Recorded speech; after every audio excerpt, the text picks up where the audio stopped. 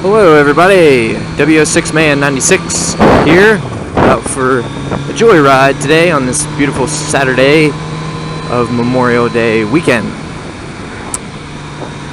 Taking a little drive out to a local state park we have here on my 2018 Kawasaki Z900RS. I have one video up on my channel already, simply a work commute. I talk a little bit about the bike, and figured today we'll get a little bit of a joyride in for you since it's so nice out, a lot of other bikes out, and hopefully we'll have a good time here.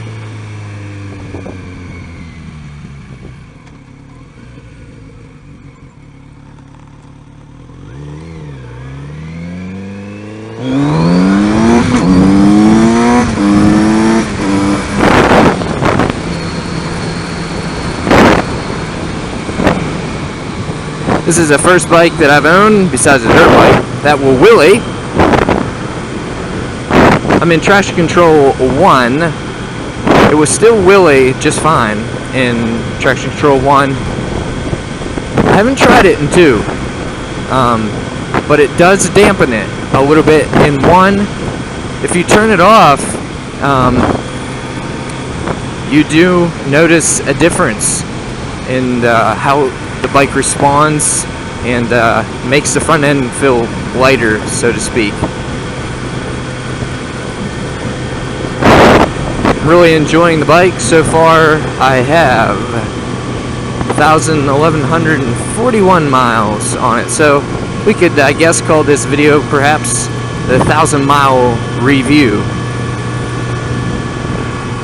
Bought it back in January. Been very excited and eager to get this to the 1,000-mile break-in point.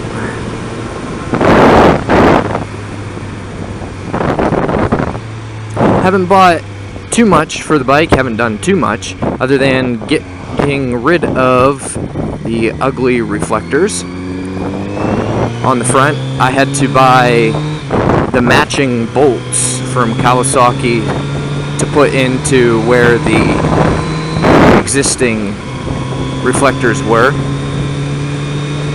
We're going to do a little bit of freeway here.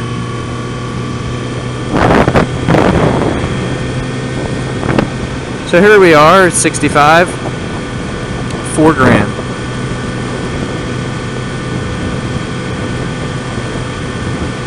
The bike is very comfortable. I don't know if I'd want to ride all day long on the freeway at 65. There is no wind protection, obviously, but it's not terrible.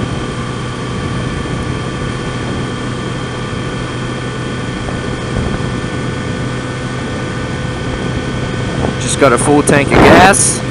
It's 82 degrees outside. It says I can go 176 miles on this tank, and I'm getting 43 miles to the gallon. Not bad for 948cc. And Kawasaki did do a really good job with the 6th gear on this bike, because it just kind of chugs along. It's not working hard at all in 6th gear, that overdrive gear. I really do like the difference between 5th and 6th gear. 5th gear, you could still run that at 60. You're about 4,500 RPMs.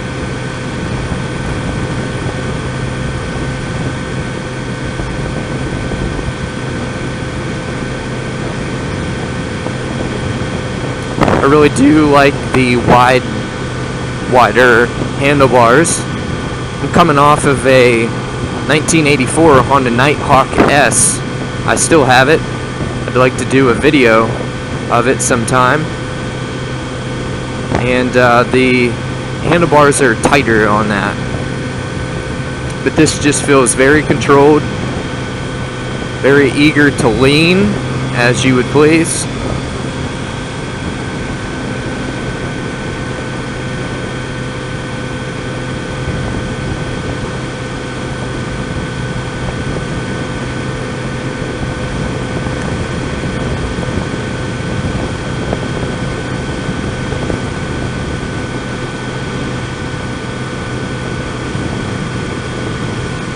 some accessories that I put on the bike, other than taking off the reflectors, putting in the factory bolts on the front. I did buy the aftermarket Kawasaki radiator guard, which is black. I know some guys out there wanted to see the radiator be a little more hidden. I don't know how you do that.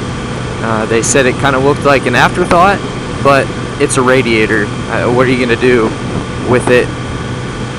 And I don't think it looks that bad. So, did the radiator guard, and then I also did the tank pad from Kawasaki. I'll do a quick look down here and see if I can get it in the camera. Down there. Hopefully you saw it. I've been debating on whether to get the grab rail that goes around the back of the fender.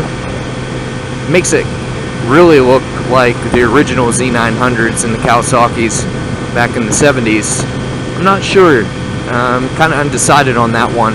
I was looking at the side handles that would basically assist you to prop it up on a center stand, which Kawasaki did not put a center stand on this bike from factory, which that's alright with me. Frankly, I think that it was a moneymaker, because if you look at how much the factory Kawasaki center stand costs, it is $399, which I think is pretty steep. It does really make changing oil and taking a back tire on and off a lot easier with the center stand. So we'll see if any aftermarket ones come out that are a little less expensive.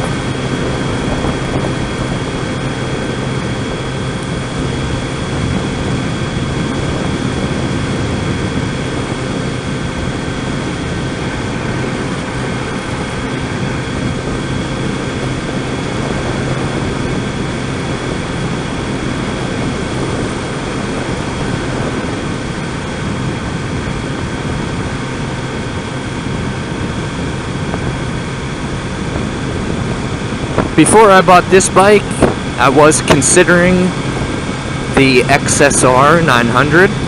I was able to ride that bike at a Yamaha demo days. Thanks, Yamaha, for actually putting yourselves out there and doing demo days. I really wish Kawasaki, Suzuki, and Honda, some of the other ones, would follow in your footsteps there. I know some do occasionally, but they're never around where I live, which is in Pennsylvania. So I really wish they would start doing that, because who goes and buys a car without ever driving it? But us as bikers, we go and buy bikes without ever riding one, unless you ride a used one or a buddy's.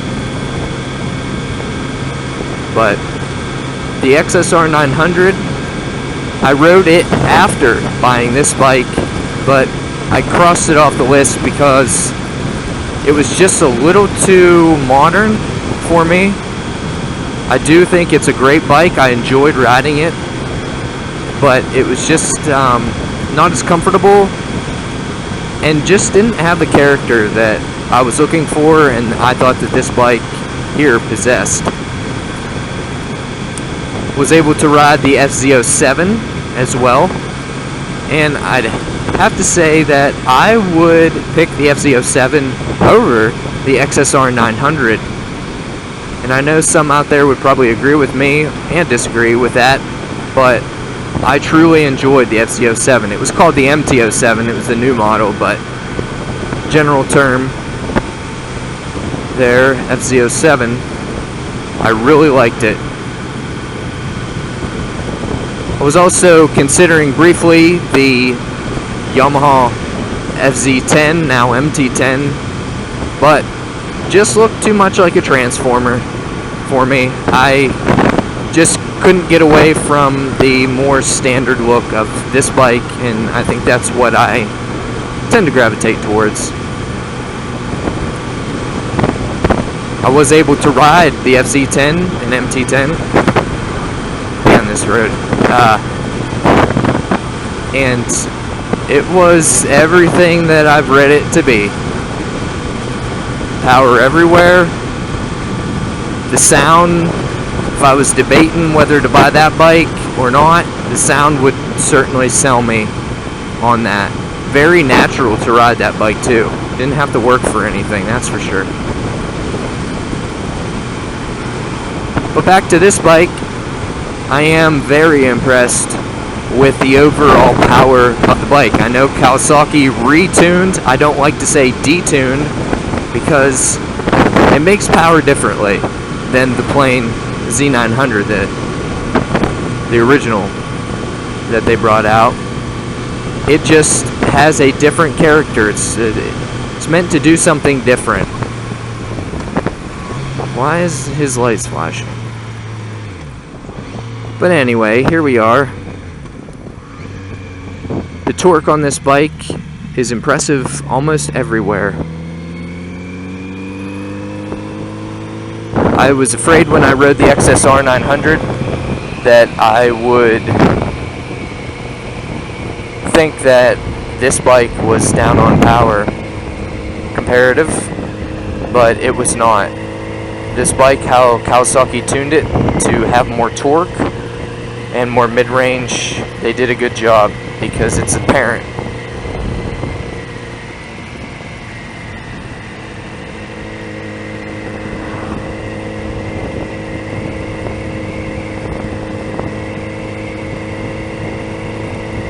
The suspension on this bike, I'm happy with it. I've never been one to really mess around with the settings on suspension much, but it does have adjustments on the front.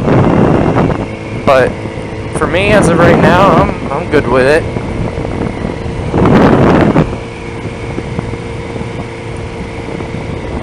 Headlight, I really like it. I've never driven this at night though, to actually see what the high beam looks like, but the low beam is just fine. I think it really helps to catch oncoming traffic's attention. I obviously can't see it while riding, but I did have a couple people say to me that the tail light, they wish it was brighter. They said it's hard to see. They said that the bulb that's in it, you can just like see the bulb illuminating, but it's not like creating that wash of red within the lens. So I don't know how big of a deal it is. It's bright, but I guess they just said it's sometimes hard to see, especially if the sun is coming down. It's been a while since I've been back here.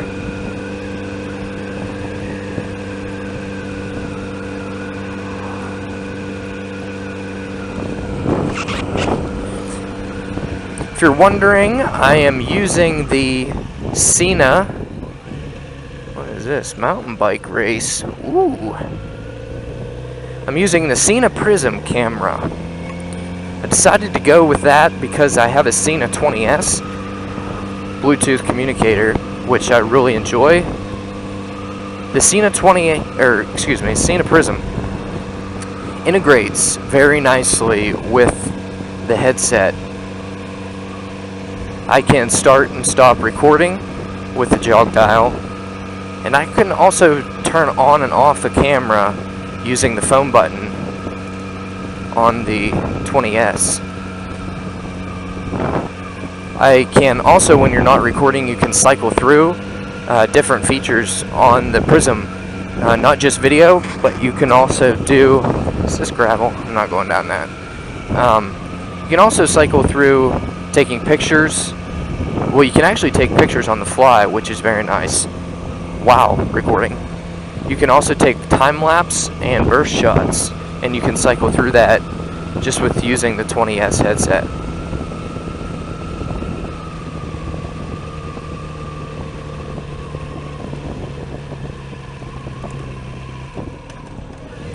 Well, I guess I can't avoid the gravel, so we'll just go slow.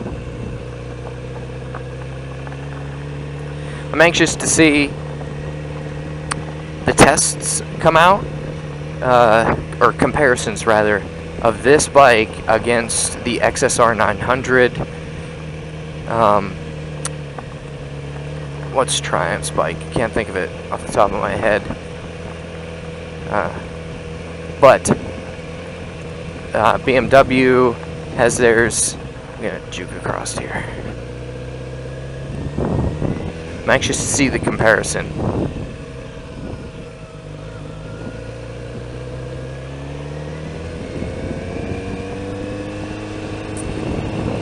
Back to the Sena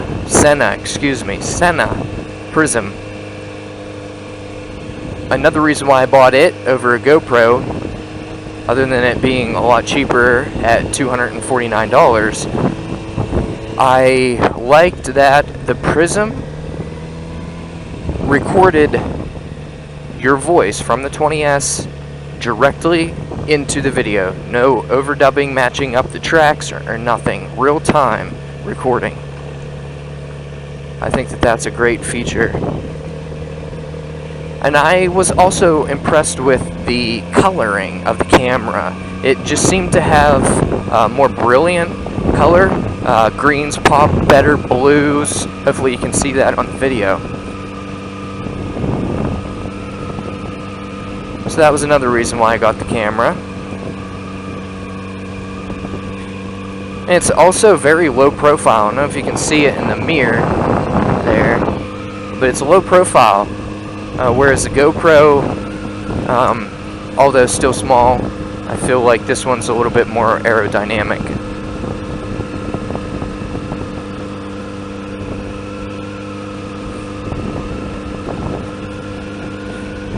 So we'll end the video here for now. Just a little bit of a joyride out today. Hopefully you enjoyed the video.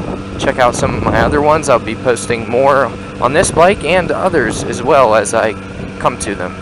So WS6Man96, thank you for watching, and like and subscribe please if you can, and comment too. Let me know what you think of this bike, any sort of things that you're looking for me to do. I don't know what these people are doing. They don't have to stop. But thanks again, and we'll see you next time out on the road.